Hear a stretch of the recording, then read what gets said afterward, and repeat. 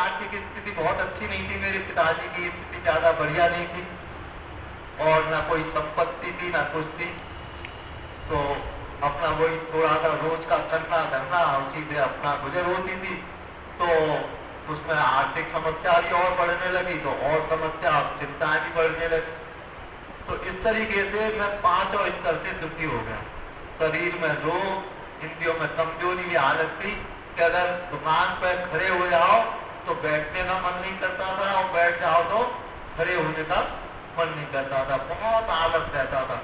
और खाने में खूब सुबह उठते ही जो है चाय के बाद में 3-4 पराठे अजवाइन पड़े हुए और आलू प्याज की ऊपर की उतरती हुई जो है सब्जी, ये खाना। फिर दोपहर में दाल रोटी चावल और सलाद चटनी रायता, ये खाना। फिर 3-4 बजे क्योंकि कंपाउंडी में थे तो सुबह ही निकलना नाश्ता करके और दोपहर में खाते थे। और फिर शाम को 4 बजे फिर ड्यूटी लगती थी, तो फिर 3-4 बजे कचौड़ी या समोसा ये खा करके वहां जाना। यद्यपि हर समय खाए हुए सुस्ती रहती थी, लेकिन जान ही नहीं पा रहे थे कि इसकी वजह से सुस्ती रहती है। तो इसमें हमने ताकत के लिए नीरोबेन के इंजेक्शन भी लगाए। महीने में एक ही नीरोबेन का इंजेक्शन मैं स्वयं लगाता था, लेकिन फिर भी मेरी कमजोरी जाती नहीं थी। फिर इसके लिए मैंने झाड़ फूंक तक भी करी, सियाने दीवानों के पास भी गया। उसने कहा तुम वहां पेड़ के नीचे दीपक जलाओ, रात में वहां अगरबत्ती जलाओ, और घर में श्यामपत्ती तक भी हुई, लेकिन शरीर से मैं स्वस्थ नहीं हो सका। तब फिर एक दिन जो है हमारे अंदर बिल्कुल सती जैसी विकलता बढ़ी कि ये भाई तुम इतना कुछ कर रहे हो, फिर भी भगवान कहाँ से हमसे भूल हो रही है, जो ना दवाई फायदा कर रही है, ना योग फायदा कर रहा है, ना झाड़ फूक फायदा कर रही है। हाँ, इसके अलावा धर्म भी चेंज किए।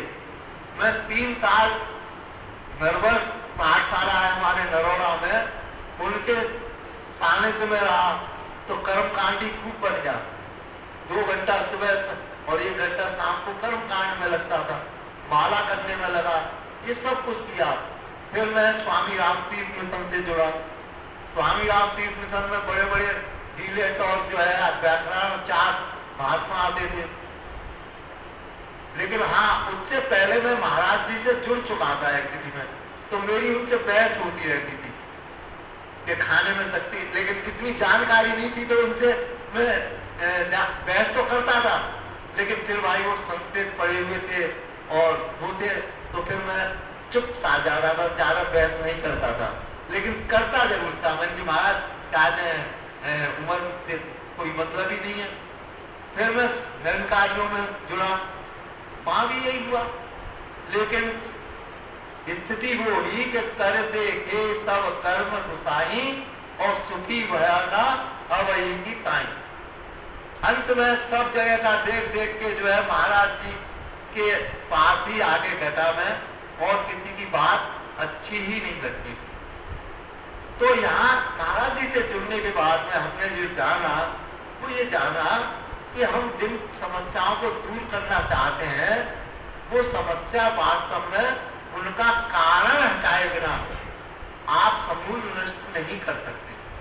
तो सबसे पहले महाराज जी के द्वारा, यद्यपि इसमें भी बड़ा इसकी बात है कि जिन सज्जन ने मुझे जुड़वाया था वो हमारे अतरौली के श्री संतोष कुमार भाषणे जी हैं, महाराज जी से बहुत पहले से जुड़े हुए थे और उनकी बसें चलती हैं अलीगढ़ से।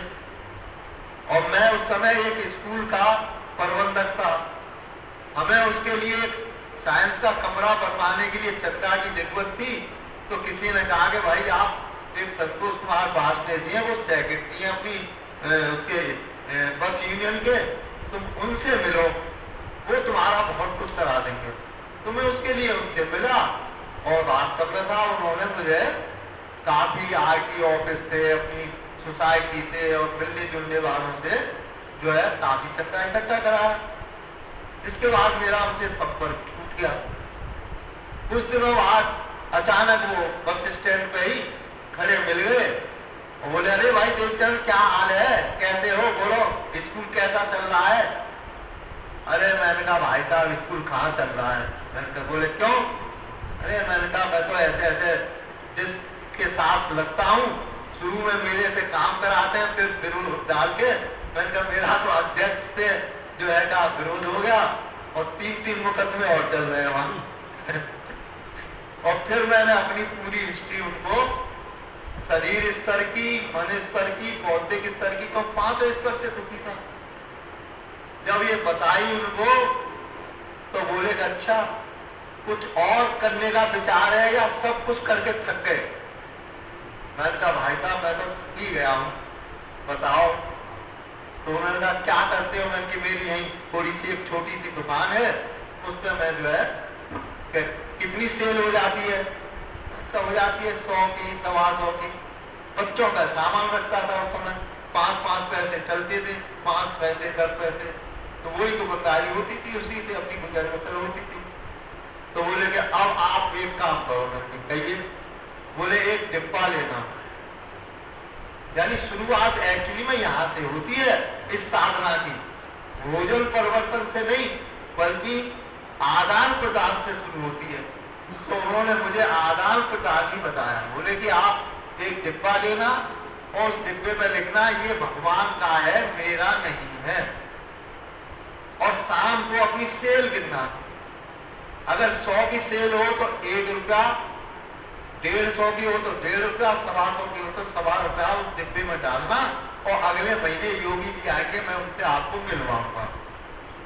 लेकिन मेरे तो लगी हुई थी, जिज्ञासा थी। मैंने उनसे ये नहीं पूछा कि उसका क्या करना है, कैसे करना है, कुछ न जान के मैंने तुरंत डिब्बा बनाया और मैंने शुरू कर दिया। जिसके बाद संतोष जी दिखाई नहीं पड़े और मैंने देखा कि मेरी सेल बढ़ने लगी। जैसे ही शाम को मैं डाल के जाऊं, सुबह आऊं तो मेरी सेल बढ़ने लगी। तो मुझे बड़ी प्रसन्नता हुई और मेरा कुछ विश्वास जमा। इस तरह से 1 या 1.25 महीना हुआ था कि एक दिन जो है मैं फिर निकल रहा तो वहीं उसी जगह पे खड़े मिले। अरे भाई देवचरण, योगी जी आए हुए, उनसे मिल लो। मैंने कहा है कि वो प्राकृतिक चिकित्सालय में आए हुए। मैं अच्छा, तो वहां मैं पहले जा चुका था। तो मैं चलने लगा तो बोले सुनो, जा तो रहे हो, जबकि कायदे में उन्होंने मुझे जोड़ा था तो उन्हें स्वयं लेके जाना चाहिए था। लेकिन सबको मालूम था कि महाराज जी को किसी माध्यम की जरूरत नहीं थी, किसी मीडिया की जरूरत थी नहीं थी, इसलिए उन्होंने डायरेक्ट कह दिया कि जाओ महाराज जी से मिल लो। तो बोले सुनो, जा तो रहे हो, वो उनके पैर छुओगे तो वो मना करेंगे, तो पैर तो छू लेना, तो कोई बात नहीं है। लेकिन उनसे ये मत कहना कि महाराज जी हम क्या करें, बड़े दुखी हैं, हम कैसे समस्याओं से सुलझें। अगर तुमने ये कहा तो वो तुम्हें भगा देंगे वहां से, कहेंगे कि क्या करो, हमसे क्या मतलब, जो दुनिया कर रही है तुम करो, करो और मरो, हमसे क्या लेना देना। तो मैं फिर क्या कहूँगा? बोले उनसे कहना महाराज जी मैं क्या जानूं और क्या मानूं, तो तुमसे बात करेंगे। तो अब यही हुआ। महाराज जी जिस समय मैं गया तो महाराज जी आराम से ऐसे लेटे हुए थे और जैसे ही मैंने पैर छुआ और महाराज जी एकदम यूं उठते चले। ये संत की बात है। जबकि आज के संत क्या है, आएंगे तो जब उनको बोला जाएगा, कथा बोलेंगे और बोल के ही वो अंदर घुस जाएंगे और उनके समर्थक नहीं, अब मत जाना महाराज जी थके हुए हैं, अभी आए हैं, अरे अभी तो सफर से आए हैं, मिलने ही नहीं दिया जाता उनसे। लेकिन महाराज जी देखे सोते हुए उठ के बैठ गए और बोले अरे भैया इससे क्या बनेगा, पैर छूने से क्या होगा, इससे कुछ नहीं बनेगा, इससे कल्याण नहीं होगा आपका, पकड़नी है तो हमारी बात पकड़ो। तो हमने तुरंत जो है, क्योंकि ज्यादा हमें घुमाव फिराव करके बात करने की आदत नहीं थी, हमें सीधे में महाराज जी हम क्या जाने क्या माने जो ये हो जाए।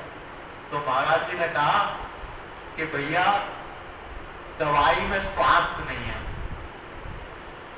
भोजन में शक्ति नहीं है, पैसे में आनंद नहीं है और पुस्तक में ज्ञान नहीं है, और परिवार में प्रेम नहीं है, चाय में चुस्ती नहीं है, ये जानो। ये महाराज जी ने बताया। तब फिर हमने कहा महाराज जी कैसे जाने? तो आज एक्चुअली में जो मैंने महाराज जी से सुना उसकी, और हमारे स्वामी अभयानंद जी महाराज हैं, उनका भी मैंने सत्संग सुना कुछ दिनों बाद। जबकि पहले भागवत मेरी समझ में नहीं आती थी कि भागवत क्या होती है, लेकिन जब उनसे वही भागवत सुनी तो उसमें सारे सिद्धांत महाराज जी के, मैं आश्चर्यचकित हो गया, अरे ये तो उनकी महाराज जी बोल रहे हैं। तो उनके द्वारा जाना एक्चुअली में कि एक्चुअली में आज जो जिज्ञासु है उनके पास दुनिया भर के लिए समय है, लेकिन जिस शरीर से हमें कुछ करना है उसके लिए उनके पास समय नहीं है।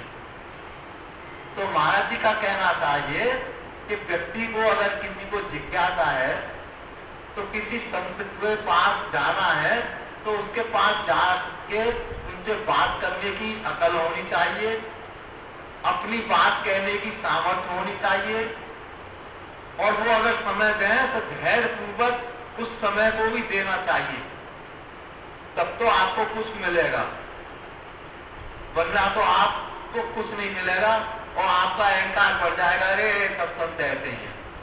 तो उनका कहना था कि पहले अपने यहाँ जाओ, पहले उनको दंडवत करो, नमस्कार करो कायदे से, और फिर पहले अपने पीछे बैठ जाओ, और बैठने के बाद में जब वो स्वयं आपसे पूछे भैया कैसे आए हो क्या है, तो ये नहीं अरे साहब आप तो अंतर्यामी है साहब, मैं तो आपके, आप तो भगवान हो, ऐसा नहीं, बल्कि उनसे अपनी बात कहो, अपनी समस्या बताओ, क्योंकि हर बात संत के प्रवचन में या आपकी बातों में जरूरी नहीं है कि आपके मतलब की बात भी आ जाए, या आपकी समस्या क्या है उसे वो तुरंत समझ भी जाए। तो उनसे पूछो, और पूछ करके जब वो बताए कि भैया तुम कल आना या अभी थोड़ी देर बैठो, तो भैया अरे बड़ा अहंकार है उनको, तो मुझे तो वहां चलती है जैसे तैसे, तो समय निकाल के आया कुछ नहीं, तो फिर आपको कुछ नहीं मिलेगा। तो वहां धैर्य पूर्वक वो समय बताएं तो वो भी सुनो। तो महाराज जी की मैंने भी इस तरह से बात करके जान गया था। तो मैंने कहा महाराज जी कैसे जाने? तब महाराज जी ने कहा कि भैया पहले आप अपनी समस्या बताओ, क्योंकि देखो गुरु वो होता है जो शिष्य की बातें सुन के उनकी बातों को दूर करने का या तो रास्ता बता दे या अपनी शक्ति से उसकी समस्या को दूर कर दे, वो गुरु होता है। खाली गुरु इस बात का नहीं कि जीवन भर दुखी रहो, दक्षिणा लेते रहो और चाहते हैं परेशान बनते रहो। अगर वो आगे पूछे भी अरे दुख जो है आपका वो तो शरीर में है, आत्मा में थोड़ी है, आप परेशान हो रहे हैं इससे भी। आर्थिक अभाव है, अरे भगवान क्या पैसा थोड़ी देगा आपको, पैसा तो आपको कमाना पड़ेगा। यानी हर बात में काट करके और बहुत ही बातें बता देगा, लेकिन उसकी बात को आगे नहीं बढ़ाना। तो बोले कि आप अपनी समस्या बताओ। मैंने महाराज जी को सारी समस्या बताई, और महाराज जी ने जो समस्या मुझे उनका जो समाधान बताया वो तप सेवा सुमरन। और तप सेवा सुमरन इसलिए इस तप के द्वारा आपके शरीर के रोग मिटेंगे। तो इस शरीर में रोग और इंद्रियों में कमजोरी का कारण आपके अंदर मल और अम्ल, ये दो का संग्रह ही आपको रोग प्रदान कर रहा है। मल आंखों में और अम्ल जो है इंद्रियों में। तो जितना हमारी इंद्रियों में अम्लता बढ़ जाएगी, एसिडिटी बढ़ जाएगी, उतनी हमको जल्दी कमजोरी आने लगेगी। 2 सीढ़ी चढ़ने में हम थक जाएंगे, चक्कर आने लगेंगे। और आंखों में मल है तो जैसे ही हमारे किसी समय अनुकूल भोजन जाएगा उज्जीवनी शक्ति के, अथवा अनुकूल मौसम आएगा, तो वो उसको निकालने में शुरुआत करेगी और वो कष्ट के साथ शुरू करेगी। तो एक्चुअली में उस कष्ट को है तो वो कष्ट उस मल को निष्कासन का, लेकिन हम उसे रोग समझ लेते हैं। और रोग समझ के उस प्रतिक्रिया को ही दवाई द्वारा या भोजन करके उस प्रतिक्रिया को रोक देते हैं और लगता है ऐसा है कि हमें रोग से राहत मिल गई, तो उनको शांत हो जाती है प्रतिक्रिया, वो रुक जाता है मन। जैसे कि आप कई दिन बाद आके अपने कमरे को झाड़ू लगाए तो धूल उड़ती है बहुत ज्यादा, और रोज नहीं उड़ती। रोज झाड़ू लगा के नहीं उड़ेगी धूल, क्योंकि रोज की रोज निकल रही है। लेकिन आप एक हफ्ते बाद झाड़ू लगाएंगे तो अब आप उस धूल से घबरा करके झाड़ू में लगा के आप दरी बिछा दे वहां, तो आपको राहत मिल जाएगी। लेकिन पूरा तो नहीं, जब आप दरी उठाएंगे तब पूरा जो है और भी ज्यादा होता जाएगा और आप और दिक्कत होगी। तो इसी तरह से शरीर में हमारा मल जो है, ये हमको जानना है कि मल के द्वारा रोग है, तो अब जानना ये भी तो है कि मल संचय क्यों हुआ, तभी तो आप रोक पाएंगे। अगर आपने संचय होता रोका नहीं, केवल निकालने की प्रतिक्रिया शुरू करी, तो उधर तो जितना निकल रहा है, जैसे कि एक बाल्टी में आप पानी भर रहे हैं और नीचे छेद भी हो रहा है, पानी भी चलता जा रहा है, साथ ही निकलता भी जा रहा है, तो बाल्टी कभी भरेगी नहीं। तो इसी तरीके से आपने आने की प्रतिक्रिया रोकी नहीं और उसे निकालने की जो है प्रतिक्रिया शुरू कर दी, तो जितना निकलेगा उतना जमा भी तो हो रहा साथ के साथ। तो ये सबसे पहले भोजन, असंतुलित आहार ही हमारे शरीर में मल संचय का कारण है। असंतुलित आहार और संतुलित का भैया ने सुबह कितना बढ़िया तरीका बताया कि जिस तरीके से आप एक सूजी का हलवा बनाए तो उसमें 4-5 चीजों की आवश्यकता होती है, सूजी, घी और आपका चीनी और पानी और आपका जो है आग बनाने के लिए, और एक बनाने वाला भी, क्योंकि स्वयं नहीं हलवा बनेगा, एक बनाने वाला और बर्तन। अब इनमें से देखिए कि इन चीजों में से अगर आप एक भी चीज हटा दें तो आपका हलवा नहीं बन सकता। लेकिन इसके साथ साथ एक दूसरी चीज अनुपात और है इसमें, एक तो सारी चीजें होनी चाहिए, साथ ही उनका अनुपात भी होना चाहिए। 1 किलो सूजी में चीनी कितनी चाहिए, आपका जो है घी कितना चाहिए, पानी कितना चाहिए और कितनी देर उसको आग पे पकाया जाए, ये भी चाहिए, तो आपका हलवा बनेगा। अगर ये भी आपने अनुपात नहीं बनाया तो भी आपका हलवा न बन के लपसी बन जाएगी। तो इसी तरीके से जैसे सूजी का हलवा बनाने के लिए हमें सूजी, चीनी, आपका घी, पानी सब चीज चाहिए और अनुपात में चाहिए, उसी तरीके से हमारा शरीर भी तो 5 तत्वों से निर्मित हुआ है ना। प्रकृति ने जो है इसको छिद्र जल पावक गगन समीरा पंच तत्व रचित, ये अदब शरीरा, यानी इन 5 तत्वों से नाशवान जो शरीर है ये 5 तत्वों से निर्मित हुआ है, और 5 तत्वों को निर्मित होने के बाद में इसकी देखभाल भी, मेंटेनेंस भी 5 तत्वों से ही होगा। जिस तरीके से दूसरी चीज क्या है कि जिससे जो चीज बनती है उससे कभी चलती नहीं है। जैसे ये माइक लोहे से बना है, लेकिन लोहे से नहीं चल रहा है, चल रहा है इलेक्ट्रिक से। पंखा लोहे से बना है, लेकिन लोहे से नहीं चल रहा, चल रहा है बिजली से। लेकिन सारा संसार, हमारे संत महात्मा भी ये बात न बता के वो भी यही कहते हैं कि सुबह को इतना खाओ, ये खाओ, वो खाओ, जिससे ये शरीर बना है उसी से जो है इसे खा करके चलाना चाह रहे हैं। बस यही सिद्धांत जो है हमारे जीवन में दुख का कारण बना हुआ है। तो हम भोजन को शक्तिदाता मान के समय से पहले, आवश्यकता से अधिक, बिना भूख के, बिना परिश्रम किए हुए, स्वाद मान के, दूसरे के आग्रह से डट के खाए जा रहे हैं और अपनी जीवी शक्ति को जो है पचाने में व्यय कर रहे हैं। उसे ना सफाई का मौका दे रहे हैं, ना उसको श्रम में श्रम कर तो रहे लेकिन बलात्कार रूप से। शरीर आराम चाह रहा है लेकिन हम चाय पी लो, चाय रूपी कोड़ा मार के उसे जबरदस्ती चलाना चाह रहे हैं। अब ये कोड़ा मार मार के आप कितने दिन चलाएंगे? ये तो क्षीण होता ही जाएगा। और आपके जहां घोड़ा 5 सवारी ले जा रहा था, आपने एक सवारी और बढ़ा दी और अब कोड़ा मार के 6 ढूंढवाएंगे तो कुछ दिनों बाद आपकी वो 5 भी ले जाना खत्म कर देगा। तो वही स्थिति हमारी भी हो रही है कि जो शुरू में हम 4 रोटी खा रहे थे, रोटी की मात्रा घटती आ रही है, फिर भी हम जबरदस्ती खाए जा रहे हैं। तो एक्चुअली में जितना बनाने में आवश्यकता होती है उतनी मरम्मत में थोड़ी जरूरत होती है, लेकिन हम उतना ही मरम्मत में भी डालेंगे तो क्या होगा इसका? तो वो संतुलन बिगड़ गया। तो संतुलन में लोग कम खाना मानते हैं। कम खाना नहीं है, बल्कि हमें समझना है कि 5 तत्व जो है मिल कहां से रहे हैं, हमको कैसे प्राप्त हो रहे हैं और कैसे इससे शरीर का खाली निर्माण होता है। तो इसमें जो है छितजल पावक, तो सुबह भैया ने बताया था कि सृष्टि की रचना जिस तरह से हुई है वही रचना हमारे शरीर की है।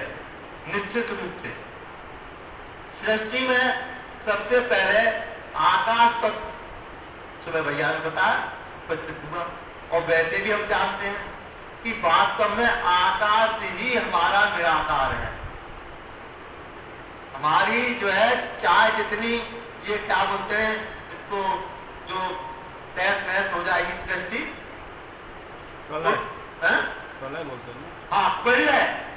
जब प्रलय हो जाएगी तो सब चीज नष्ट हो जाएगी, लेकिन आपका आकाश ही मौजूद रहेगा। आकाश जो है कहीं नहीं जाएगा। और इस आकाश में आप चाहे तलवार चलाएं, चाहे आप अग्नि लगाएं, चाहे आपको इसमें जो है डेला मारें, ये आपका खत्म नहीं हो सकता। पानी इसे गला नहीं सकता, आग इसे जला नहीं सकती और तलवार इसे काट नहीं सकती। यानी कि यही वास्तव में हमारा परमपिता परमेश्वर है, देखा जाए। और ये सबके अंदर भीतर विराजमान है।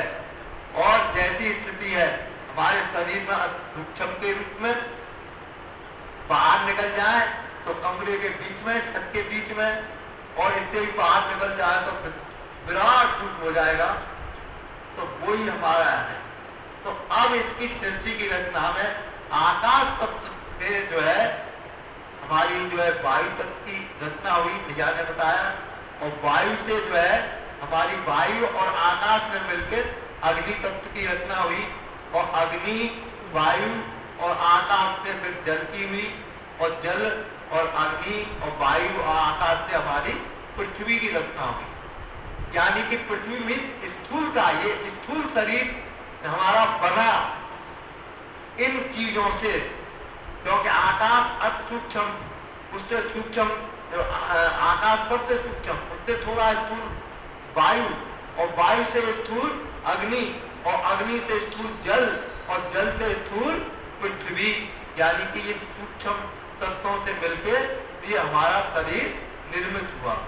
लेकिन ये पांचों की पांचों तत्व तो हमारे जड़ हैं, ये प्रकृति से लिए गए, इसी से वो प्रकृति बनी हुई है और इसी से हमारे शरीर की भी रचना हुई है।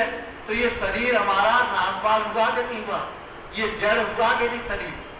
अब बताइए कि इस जड़ शरीर को हमारे जो है का भोजन भी तो जड़ हुआ, क्योंकि वही तत्व तो है भोजन में, तो वो भी तो जड़ हुए।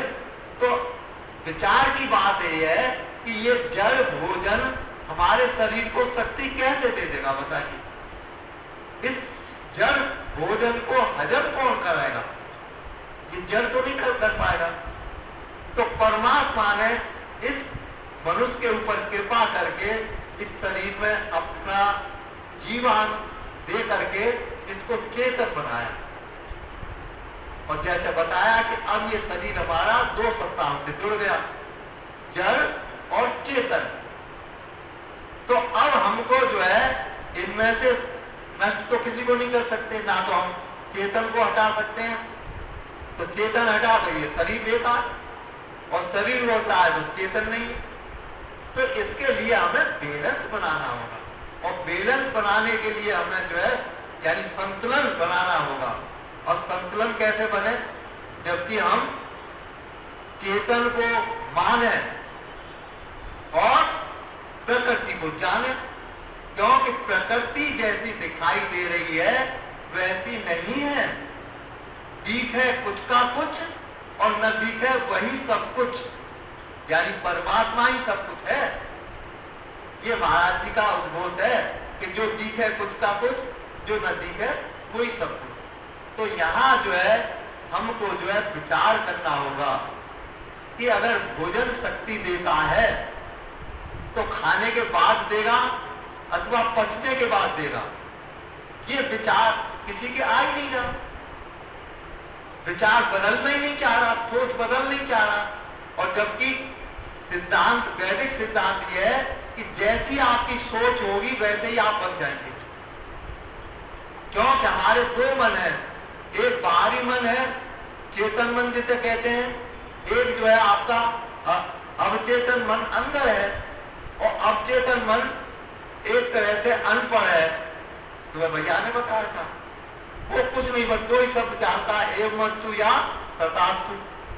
तो आपकी जैसी बाहर की सोच होगी वो सोच आपकी वहां योगी तो जो है अंकित हो जाएगी और भविष्य में वो सोच आपको उसी के मुताबिक बना देगी। अगर आपके दिमाग में बैठ गया कि मुझे तो कमजोरी आ रही है, तो कमजोरी निरंतर बढ़ती ही जाएगी, आपकी कमजोरी दूर नहीं होगी। आपके दिमाग में बैठ गया कि आप तो क्या खाएं, सब में मिलावट है, मिलावट है। भैया मिलावट है तो जो इसको समझ रहे हैं उनके लिए मिलावट नहीं है क्या? लेकिन हम विचार ही नहीं कर रहे कि मेरे लिए तो मिलावट है, अथवा मैं तो बहुत बढ़िया खा रहा हूं। लेकिन ये बेचारे अगर कीटाणुवाद रोग है तो ये गरीब बच्चे मलबे में से उनमें से है, तो इनको कीटाणु क्यों नहीं लग रहा? ये विचार नहीं कर रहा कोई। अगर पैसा ही आनंद है तो मेरे पास तो बहुत पैसा है, फिर भी मुझे जो चिंता लगी हुई है, लेकिन इसके पास कोई पैसा नहीं है, तो हम मतलब इस पर विचार नहीं करते। तो इसलिए महाराज जी के जानने के बाद में हमने विचार किया, तो महाराज जी ने बताया कि भोजन निर्माण का तत्व है, इससे शरीर बनता है, चलता नहीं है। भोजन शक्ति दाता नहीं है, बिल्डिंग मटेरियल है, और बिल्डिंग मटेरियल से शरीर बनता है।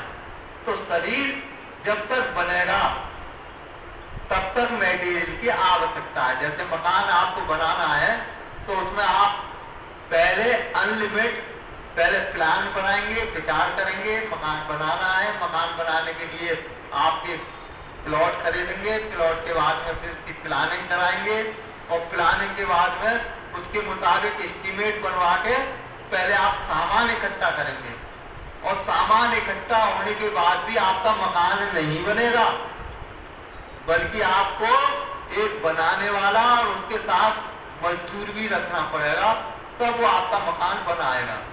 अब उस मकान के बनाने में भी दो चीजों की आवश्यकता है।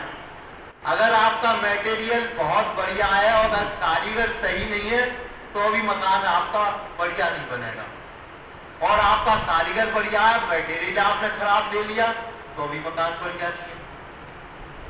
तो अब जब मकान बनता है तो उस मटेरियल में एस्टीमेट में अनलिमिटेड है, कभी आपको बीच में और मंगाना पड़ता है। जैसे जैसे मकान बनता जाएगा आपका मटेरियल बढ़ता जाएगा, और कभी कभी बच भी जाता है तो आगे कम काम आता है। लेकिन जब मकान बन गया, सीमेंट हो गई, सब कुछ हो गया, क्या अब भी आप मटेरियल मंगाते हैं क्या? पहले से नहीं मंगाते। अगर मंगाएंगे तो क्या होगा कि आपकी जगह गिरेगी वहां और वो वेस्ट होगा, और भविष्य में ध्यान नहीं रहा और आपने अंधेरे में उठे तो आपको ठोकर लगा के आपको दुख भी देगा। तो इसलिए आप पहले से मटेरियल नहीं मंगाते, बल्कि अब क्या करते हैं, अब उस मकान की सफाई रखते हैं हर समय। रोज झाड़ू लगा, पोंछा लगा। पहले तो जो है पोंछा का सिस्टम नहीं था, कच्चे मकान होते थे तो रोज गोबर उससे लीपा जाता था मकान, और उसमें बड़ी बढ़िया मैट निकलती थी, और शुद्धता आती थी, लेकिन अब वो तो खत्म हो गया। अब हमारे पक्के फर्श हो गए, उनकी जो है बढ़िया बढ़िया बिम डाल के या साबुन डाल के धुलाई हो जाएगी, पक्का हो जाएगा, सब कुछ हो जाएगा, उसकी सफाई करेंगे। और किसी किसी कोठियों में तो डेली पहुंची होती है ऊपर तक, लेकिन कुछ लोगों के क्या कि हफ्ते में एक बार जाली वगैरह भी छुड़ा देंगे। अगर आपने एक महीने भी उसकी सफाई रोक दी, कहीं बाहर गए हैं, आप आके देखिए क्या हालत होती है उसकी। बढ़िया से बढ़िया ऑयलिंग भी आपकी पपड़ी के रूप में छूटती मिलेगी। ठीक इसी तरीके से ये शरीर भी हमारा जब निर्मित होता है तो इन 5 तत्वों से होता है, और ये 5 तत्व जो है इकट्ठे होकर अपने आप इस शरीर का निर्माण नहीं करते, बल्कि जब हमारे शरीर में चेतन रूपी कारीगर आता है तो ये उस मटेरियल के हिसाब से इस शरीर का निर्माण शुरू करता है। और ये निर्माण जो है मां के गर्भ से शुरू होता है। माता पिता के सहयोग से जब बच्चा मां के गर्भ में आता है तो उसकी स्थिति सुई की जो नोक होती है ना, उसका 1000 में भाग की बराबर इतना सूक्ष्म होता है। और केवल मां के भोजन करने से वो बच्चा 9 महीने में पूरा बेबी बन जाता है। उसको बेबी को किसने बनाया? क्या हमने बनाया? क्या हमने कोई एक उंगली बनाई या कोई हमने आंख बनाई? क्या बनाया? वो चेतन शक्ति परमात्मा अपने आप केवल मां के भोजन से ही उस बच्चे का निर्माण कर रहा है। इतना बढ़िया कारीगर है। लेकिन अगर वो मां खान पान बिगाड़ेगी, दिन में जैसे संस्कार डालेगी, टीवी देखेगी या वो करेगी, तो निश्चित रूप से वो चेतन शक्ति उस बच्चे में उसी तरह का संस्कार और ये सब डालता चला जाता है, और वही कृति हमारे सामने आती है। और अब हम माथा ठोकते हैं कि अरे ये बच्चा समझ नहीं रहा, ये नहीं हो रहा। तो गलती हमने कहां से करी और सुधार हम कहां से करना चाह रहे हैं, इसीलिए सुधार नहीं हो रहा। तो मैंने जो है उनकी महाराज जी की एक पुस्तक पढ़ी, उसमें लिखा हुआ था कि एक्चुअली में सुधार हमें यहाँ से करना है कि जब गर्भाधान शुरू हो तो हमें विचार करना है पति पत्नी दोनों को कि हमें कब बच्चा चाहिए, कैसा बच्चा चाहिए, कैसे संस्कार चाहिए। उस तरह से प्रभु से प्रार्थना करके कि हमें प्रभु ऐसी आत्मा हमारे लिए भेज, तो आपको उस तरह की आत्मा आएगी और उसी तरह से वो बनेगा, और उसी की तरह से आपको आचरण भी करना पड़ेगा, उसी की तरह से खान पान भी रखना पड़ेगा। कमरे में उसी तरह की आपको जो है निशानियां भी रखनी पड़ेंगी, जिससे कि जैसा देखते जाए वैसे ही हमारे भावना बनती जाए, वैसे ही बच्चे में संस्कार पड़ता जाए। क्योंकि बच्चा सीखता वहीं से है। अभिमन्यु को वहीं से तो सीख मिली। हमारे जो है ये जो थे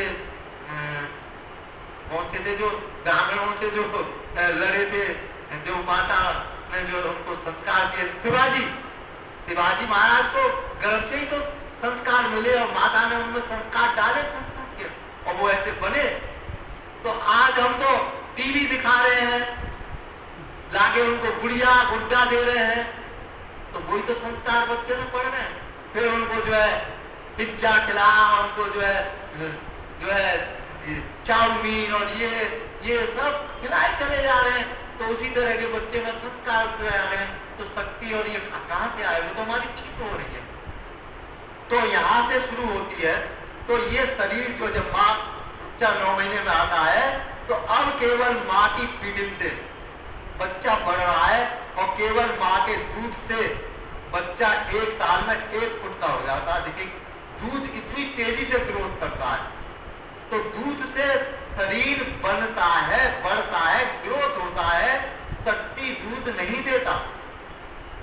और जब बच्चे के दांत निकल जाते हैं तो हम दूध भी जो है बंद कर देते हैं। माँ का दूध ऑटोमेटिक बंद हो जाता है। अगर वास्तव में दूध शक्ति देता, दूध की आवश्यकता होती, तो माँ को दूध जो है आखिर समय तक रहता, लेकिन नहीं है। कोई बीमारी तो हुई नहीं माँ को, लेकिन फिर भी दूध बंद हो गया। और जैसे ही दूसरा बच्चा आने को हुआ, फिर दूध आ गया। तो वास्तव में दूध की उतनी ही आवश्यकता है, क्योंकि ग्रोथ हो रहा है, हमें ग्रोथ करना है। लेकिन अकेला दूध भी हमको माँ के दूध से भी कभी कभी शुद्ध हो जाते हैं बच्चे के। कई दिन पॉटी नहीं होती, और पॉटी होती है तो बड़ी मतलब बदबूदार होती है, तो इसके मतलब दूध लिक्विड नहीं है, दूध बहुत ठोस है और अम्लीय भोजन है, अम्लता बढ़ाता है। तो उससे जो है बच्चे को, तो उस समय डॉक्टर कहते हैं भाई इसको दूध फाड़ के दो। क्यों फाड़ के दो? क्योंकि दूध हमारा एसिड जितना लीवर होगा, लीवर क्या करता है, उस दूध को फाड़ता है पहले अंदर जाके, और वो पानी जो है हमारे उसमें जाकर के शक्ति देता है, फैट को केवल वजन बढ़ाता है। लेकिन हम जो है घन करू दूध चाहते हैं, वो भी भैंस का चाहते हैं, जबकि गाय के दूध में ही प्रोटीन बच्चे के माँ के दूध से 300 गुनी है। तो भैंस में तो बताइए कितनी होगी, तो आपका लीवर कितना सहन करेगा, आपकी स्थूलता बढ़ा देगा केवल। तो इसलिए 25 साल में बच्चा फिर दाल रोटी खाता है और 2 बार खाता है, 2 बार फल आहार भी लेता है, और 25 साल के बाद में हमारा शरीर इतना भी नहीं पड़ता। अब हमको वास्तव में इस भोजन की जरूरत नहीं है, शरीर हमारा पूर्ण निर्मित हो गया, इसकी छत पड़ गई, प्लास्टर हो गया, सब काम हो गए। अब इसको झाड़ू की जरूरत है, झाड़ू की। और झाड़ू किससे लगेगी? हमारे जो 2 तरह के भोजन बताए, अम्लीय और एक क्षारीय। तो क्षारीय में हमारे आती है हरी सब्जियां, फल, आपके जो है सलाद है, और आपके अम्लीय भोजन में आता है दूध, अनाज, दाल, चावल, अर्थात प्रोटीन, कैल्शियम, आयरन, ये सब आपके आते हैं, कहते हैं अनाज और दूध में। क्योंकि हमारे 7 चीजों की जरूरत है ना शरीर में। वैज्ञानिक ढंग से महाराज जी ने इसको समझाया है कि हमारा शरीर 7 तत्वों से निर्मित हुआ है, जिसमें जल, फैट, चिकनाई, कैल्शियम, प्रोटीन, इस तरीके से ये 7 तत्व हैं जिनसे ये शरीर बना है। और ये 7 तत्व हमारे हैं काय में? भोजन में। ये 5 तत्व से जो बना है, इनमें ही सारी चीजें हैं। और इन्हीं को डॉक्टर जब हमारा संतुलन इनका बिगड़ जाता है, तो इन्हीं को फिर जो है मेडिसिन फॉर्म में, कि भाई तुम्हारे इस विटामिन की कमी आ गई, तुम्हारी इस प्रोटीन की कमी है, कि तुम्हारी कैल्शियम की कमी है, वो आपको जो है दवाई के रूप में देने लगा। आपने जो है समझ लिया कि इसी से ठीक होंगे। जबकि ये सारी चीजें आपके भोजन में परमात्मा ने सारी व्यवस्था करी हुई है, हर चीज की। जिसे कहा है कस्तूरी कुंडल बसाए मृग ढूंढे बन माए, ऐसे घट राम को दुनिया जाने ना। तो इसलिए इसके लिए जो है एक्चुअली में अब हमें झाड़ू वाले भोजन की जरूरत है। लेकिन झाड़ू वाले भोजन से पहले समझना यह है कि ये चेतन शक्ति है क्या बना, और ये शरीर क्या, इसका बैलेंस कैसे बने, इसके लिए परमात्मा ने हमको ये दिमाग दिया है, इसे जानने के लिए, इस शरीर को जानने के लिए। क्यों कि परमात्मा ने हमको सेम 2 कॉपी अपना जैसा बनाया है, लेकिन हम समझे बैठे हैं कि परमात्मा मेरा जैसा है ही नहीं। परमात्मा तो हमारा परमात्मा या तो फोटो में है, या तो मूर्ति में है, या पेड़ पर्वत पौधे में है, वहां भी हम पूजा पाठ करते हैं। तो हमारे दिमाग में बैठ गया, हम खाने को देंगे तो तस्वीर तो कुछ खाएगी नहीं, तो हम समझते हैं कि परमात्मा तो कुछ खाता नहीं, उसे कुछ नहीं चाहिए, ना उसे भूख लगती है, ना उसे प्यास लगती है, ना कुछ करते हैं। और हमारे दिमाग में ये बैठ गया कि भगवान को क्या चाहिए, वो तो सबको कुछ दे रहा है, हमें सब कुछ चाहिए, भगवान को कुछ नहीं चाहिए। तो इसलिए दिमाग भगवान ने दिया कि भैया इसका बैलेंस बनाओ पहले, चेतन और जड़ का। तो हमें पहले जानना यह है कि ये तो कहते हैं कि आत्म साक्षात्कार नहीं होगा तब तक आपको जो है लाभ नहीं होगा। लेकिन हम कैसे जाने कि ये हो गया है, तो इसके लिए हमें समझना यह है कि चेतन क्या है। चेतन हमारी वो सत्ता है जो प्रत्येक प्राणी मात्र के अंदर विराजमान है, और वो सत्ता ही हमें श्वास, शक्ति, आनंद, ज्ञान, प्रेम का भंडार है। लेकिन समझना यह है कि वो सत्ता भंडार है तो हमें रोग क्यों हो रहे हैं, हमें चिंता क्यों हो रही है, हमें भय अपमान क्यों हो रहा है, हमें जो है वियोग क्यों लग रहा है, जब वो सत्ता मौजूद है और वो अजर अमर है तो हम मर क्यों रहे हैं। तो बात यह है कि वो चेतन सत्ता वास्तव में अजर अमर है, वो आत्मा भी अजर अमर है, लेकिन हम जो है उसे समझ नहीं पा रहे। हम अपनी सारी शक्ति केवल शरीर की देखभाल में लगा रहे हैं, जड़ में लगा रहे हैं, आत्मा की तरफ ध्यान नहीं पहुंचता। तो हमें समझना है, तो परमात्मा ने दो केंद्र दिए हैं, दिमाग और हृदय। दिमाग दिया है संसार को जानने के लिए, क्योंकि हमें प्रकृति में, स्थूलता में ज्यादा रहना है, तो इसे समझना होगा, जानना होगा। और जानने के लिए क्या है कि हम क्या खाएं, कब खाएं, कितना खाएं और कितना खाएं, ये हमको जानना होगा, तो हम सुखी हो सकते हैं।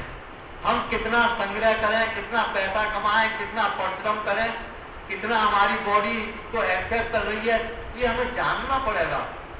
हम कितना अध्ययन करें और क्या चीज अध्ययन करें, उसे कितना करें, ये हमें जानना पड़ेगा, तो आपका बैलेंस बनेगा।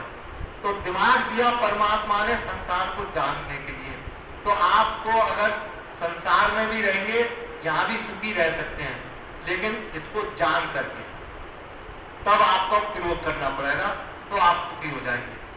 या परमात्मा से तो मान लीजिए, लेकिन हम ना प्रकृति को जानते हैं, ना परमात्मा को मानते हैं। अगर जानते भी हैं तो गलत जानते हैं, और मानते हैं तो अधूरा मानते हैं। और बल्कि बताओ, वाकई में परमात्मा हमें शक्ति भी देगा, परमात्मा हमें जो है स्वास्थ्य भी देगा, ये नहीं मानते। शक्ति हमें जो भोजन देगा, स्वास्थ्य हमको जो है दवाई देंगी, और ज्ञान हमको पुस्तक देंगी, आनंद हमको धन देगा, और बटोरने में लगे हुए हैं। और अपनी उस जीवनी शक्ति को भैया वो बटोरिए, शरीर थोड़ी ना है, आपकी शक्ति अंदर से काम कर रही है, वो व्यय हो रही है निरंतर। तो आप तो धन तो इकट्ठा करते जा रहे हैं, लेकिन वो शक्ति तो आप नाश करते चले जा रहे हैं। और अंत में जब आप उसे मौका ही नहीं देंगे चार्जिंग का, तो वो एक दिन जो है, जैसे इन्वर्टर को आप चार्ज मत करिए और वो जो है उपकरण चलाते रहिए, तो एकदम ठप हो जाएगा वो खुद भी, तो आपको चार्ज करना पड़ेगा। तो आपके शरीर के अंदर परमात्मा ने अपनी चेतन शक्ति को कैसे शरीर में काम करे, ये समझना है कि उन्होंने जो है इसके लिए मन, और मन के साथ में जो है चित्त, और चित्त से ऊपर आपकी बुद्धि, और बुद्धि के ऊपर अहंकार, ये चार चीजें इन्वर्टर रूपी दी हुई है। जब आप मन जो है वो आप अंतर्मुखी बनाएंगे, तो वो जो है आत्मा से संपर्क करेगा, और जब संपर्क करेगा तो चार्ज हो जाएगा, और चार्ज होकर वो आपको फिर सकती है। आपकी आंख को देख कौन रहा है, आंख जिसको देख रही है उसके अंदर बैठा हुआ कौन देख रहा है, खाने को हजम कौन कर रहा है। तो वो चेतन शक्ति मन के द्वारा हमारी इंद्रियों को दी जाती है, लेकिन मन को, इंद्रियों को देने के बाद में मन को आप अंदर ही नहीं ले जा रहे, उसे बाहर ही लगाए हुए हैं, तो वो चार्ज कहाँ से होगा। तो वो आप जो है बाहर से पूर्ति करना चाह रहे हैं, जो पूर्ति नहीं होगी। तो इसके लिए समझना यह है कि हमारी वो सत्ता ही सब कुछ करने वाली है, तो हम उस सत्ता को पहले जाने, और सत्ता को जानने के लिए पहले आपको सूक्ष्मता की ओर बढ़ना पड़ेगा। सूक्ष्मता की ओर बढ़ने के लिए क्या है कि आपको पहले शरीर स्वस्थ करना पड़ेगा। शरीर स्वस्थ करने के लिए आपको भोजन का अनुपात जानना पड़ेगा, ये तत्व कहाँ कहाँ है ये जानना पड़ेगा, और उसके बाद उसका प्रैक्टिकल करके आपको तप करना पड़ेगा। और तप करते समय आपको कष्ट होगा, वो कष्ट सहन करना पड़ेगा, और जब कष्ट सह लेंगे तब आपका जो है परमात्मा आपको पर दया करके अपनी शक्तियों को आपकी तरफ प्रदान करना शुरू कर देगा। तो इसलिए पहले भोजन समझना है। भैया टाइम का जरा बता दीजिएगा। तो बढ़िया टाइम हो तो हो गया था।